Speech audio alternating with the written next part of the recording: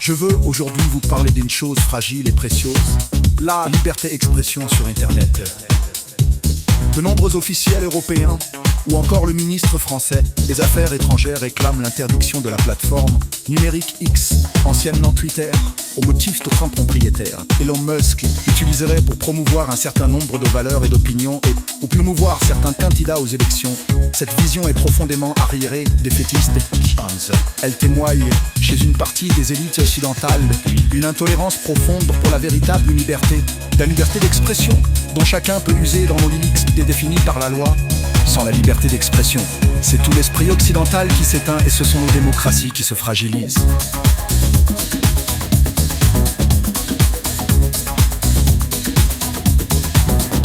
À ce titre, les récentes déclarations de l'ancien commissaire européen français Thierry Breton font froid dans le dos.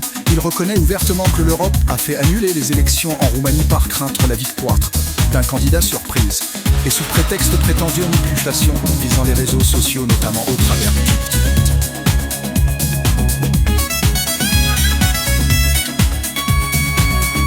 Le même Thierry Breton prétend que l'Union européenne pourrait faire annuler les prochaines élections allemandes face à la prétendue, je cite, ingérence d'Elon Musk. Ce sont des propos graves dignes des romans d'Orwell. Ceux qui prétendent défendre la démocratie menacent désormais d'annuler les élections démocratiques au prétexte que les résultats pourraient leur déplaire.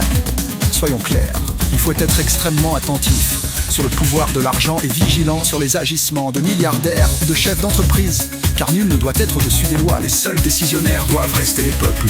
Il faut bien sûr veiller à la neutralité des algorithmes, dont le rôle n'est pas d'encourager des valeurs ou des opinions, ça d'autres. Mais jamais la liberté d'expression ne doit être entravée. La controverse est toujours préférable à la censure et les excès de liberté aux dérives de l'arbitraire. Le véritable enjeu pour les nations d'Europe est de parvenir à créer leur propre plateforme numérique. C'est d'encourager l'émergence de géants européens du numérique. Le véritable drame pour notre continent, c'est qu'il n'est pas souverain face aux GAFAM et à d'autres entreprises du numérique, essentiellement américaines.